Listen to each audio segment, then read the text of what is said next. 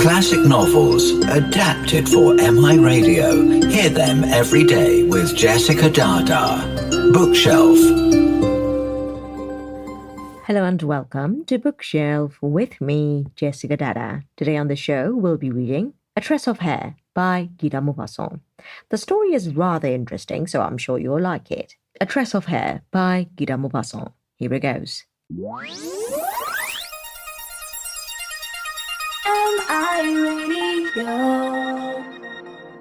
The walls of the cell were bare and whitewashed. A narrow grated window, placed so high that one could not reach it, lighted this sinister little room.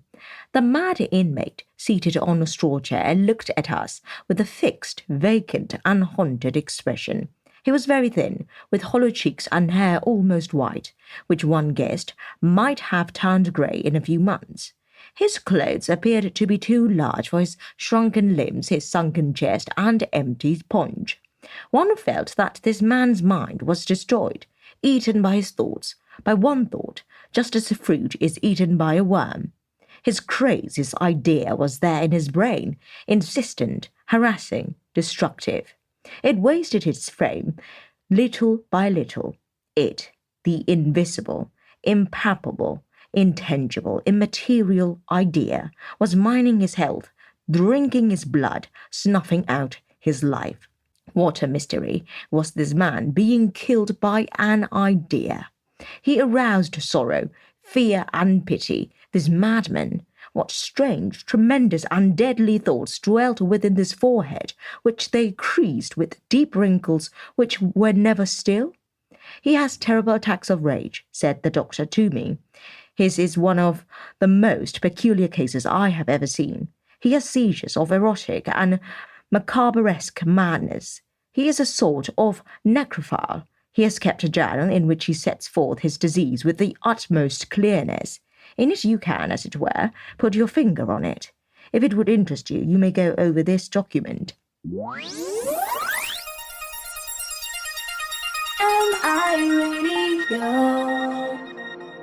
I followed the doctor into his office, where he handed me this wretched man's diary, saying, "Read it and tell me what you think of it." I read as follows. Until the age of 32, I lived peacefully, without knowing love. Life appeared very simple, very pleasant, and very easy. I was rich. I enjoyed so many things that I had no passion for anything in particular. It was good to be alive. I awoke happy every morning and did those things that pleased me during the day and went to bed at night contented, in the expectation of a peaceful tomorrow and a future without anxiety. I had had a few flirtations without my heart being touched by any true passion or wounded by any of the sensations of true love. It is good to live like that. It is better to love, but it is terrible. And yet those who love in the ordinary way must experience ardent happiness, though less than mine possibly, for love came to me in a remarkable manner.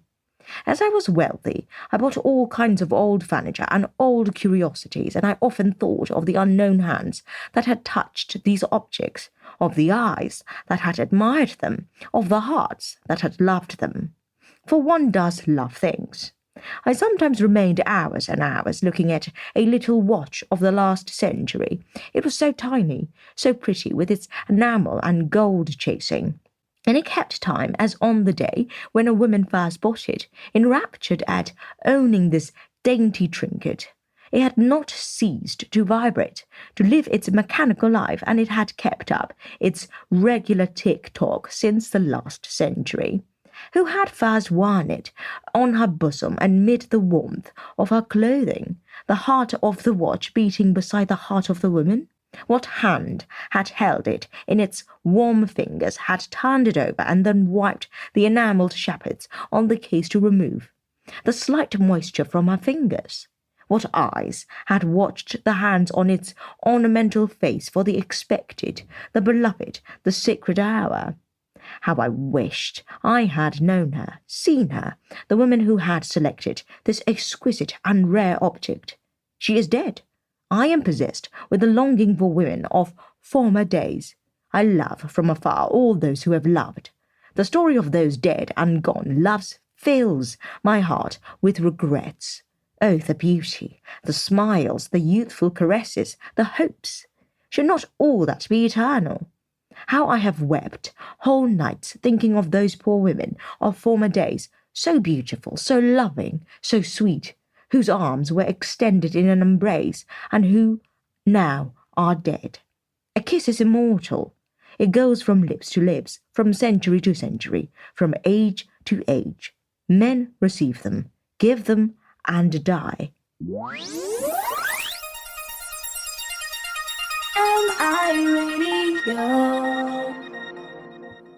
The past attracts me. The present terrifies me because the future means death. I regret all that has gone by. I mourn all who have lived. I should like to check time, to stop the clock, but time goes. It goes. It passes. It takes from me, each second, a little of myself for the annihilation of tomorrow, and I shall never live again. Farewell, ye women of yesterday. I love you. But I am not to be pitied.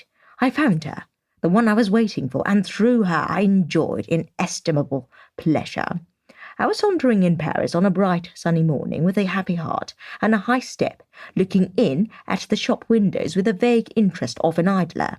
All at once I noticed in the shop of a dealer in antiques a piece of Italian furniture of the 17th century. It was very handsome, very rare. I set it down as being the work of a Venetian artist named Vitelli, who was celebrated in his day. I went on my way. Why did the remembrance of that piece of furniture haunt me with such insistence that I retraced my steps? I again stopped before the shop in order to take another look at it, and I felt that it tempted me. What a singular thing temptation is! One gazes at an object, and little by little it charms you, it disturbs you, it fills your thoughts as a woman's face might do. The enchantment of it penetrates your being, a strange enchantment of form, colour, and appearance of an inanimate object. And one loves it, one desires it, one wishes to have it. A longing to own it takes possession of you, gently at first, as though it were timid, but growing, becoming intense, irresistible. And the dealers seem to guess, from your ardent gaze, your secret and increasing longing. I bought this piece of furniture and had it sent home at once. I placed it in my room. Oh, I am sorry for those who do not know the honeymoon of the collector with the antique he has just purchased. One looks at it tenderly and passes one's hand over it as if it were human flesh. One comes back to it every moment. One is always thinking of it, wherever one goes, whatever one does. The dear recollection of it pursues you in the street, in society, everywhere, and when you return home at night, before taking off your gloves or your hat, you go and look at it with the tenderness of a lover. Truly, for 8 days I worshipped this piece of furniture. I opened its doors and pulled out the drawers every few moments. I handled it with rapture, with all the intense joy of possession. But one evening I surmised, while I was feeling the thickness of one of the panels, that there must be a secret drawer in it. My heart began to beat, and I spent the night trying to discover this secret cavity. I succeeded on the following day by driving a knife into a slit in the wood. A panel slid back, and I saw, spread out on a piece of black velvet, a magnificent tress of hair. Yes, a woman's hair, an immense coil of fair hair, almost red, which must have been cut off close to the head, tied with a golden cord. I stood amazed, trembling, confused. An almost imperceptible perfume, so ancient that it seemed to be the spirit of a perfume, issued from this mysterious drawer and this remarkable relic. I lifted it gently, almost reverently, and took it out of its hiding place. It at once unwound in a golden shower that reached to the floor, dense but light, soft and gleaming like the tail of a comet. A strange emotion filled me. What was this? When? How? Why had this hair been shut up in this drawer? What adventure, what tragedy did this souvenir conceal? Who had cut it off? A lover on a day of farewell? A husband on a day of revenge? Or the one whose head it had graced on the day of despair? Was it as she was about to take the veil that they had cast thither that love dowry as a pledge to the world of the living? Was it when they were going to nail down the coffin of the beautiful young corpse that the one who had adored her had cut off her tresses? The only thing that he could retain of her, the only living part of her body that would not suffer decay, the only thing he could still love and caress and kiss in its paroxysms of grief. Was it not strange that this tress should have remained as it was in life, when not an atom of the body on which it grew was in existence? It fell over my fingers, tickled the skin with a singular caress, the caress of a dead woman. It affected me so that I felt as though I should weep. MIRadio.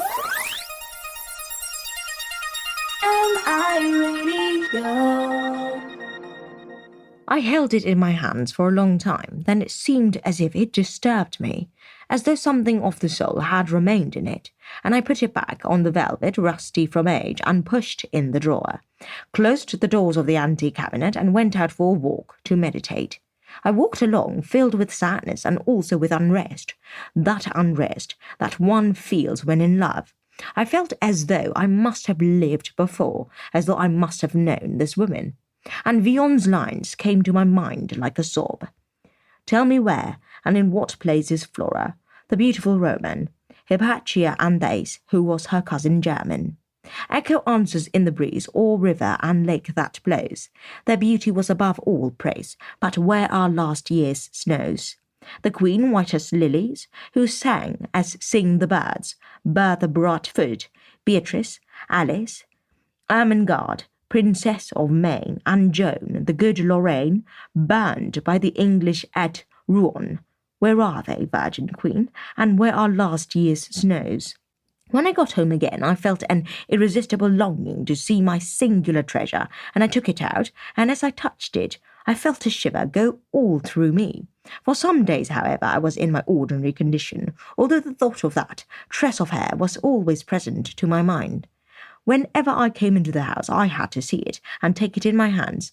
I turned the key of the cabinet with the same hesitation that one opens the door leading to one's beloved, for in my hands and my heart I felt confused, singular, constant sensual longing to plunge my hands in the enchanting golden flood of those dead tresses. Then after I had finished caressing it and had locked the cabinet, I felt as if it were a living thing shut up in there, imprisoned, and I longed to see it again. I felt again the imperious desire to take it in my hands, to touch it, to even feel uncomfortable at the cold, slippery, irritating, bewildering contact. This is MIRadio, your number one international radio station. I lived thus for a month or two. I forget how long. It obsessed me, haunted me. I was happy and tormented by turns, as when one falls in love, and after the first vows have been exchanged. I shut myself in the room with it to feel it on my skin, to bury my lips in it, to kiss it. I wound it round my face, covered my eyes with a golden flood, so as to see the day gleam through its gold. I loved it. Yes, I loved it. I could not be without it, nor pass an hour without looking at it. And I waited. I waited. For what? I do not know. For her. One night I woke up suddenly, feeling as though I were not alone in my room. I was alone, nevertheless, but I could not go to sleep again, and as I was tossing about feverishly, I got up to look at the golden tress. It seemed softer than usual, more lifelike. Do the dead come back? I almost lost consciousness as I kissed it. I took it back with me to bed and pressed it to my lips as if it were my sweetheart. Do the dead come back? She came back. Yes, I saw her. I held her in my arms, just as she was in life. Tall, fair and round, she came back every evening, the dead woman, the beautiful, adorable, mysterious unknown. My happiness was so great that I could not conceal it. No lover ever tasted such terrible enjoyment. I loved her so well that I could not be separated from her. I took her with me always and everywhere.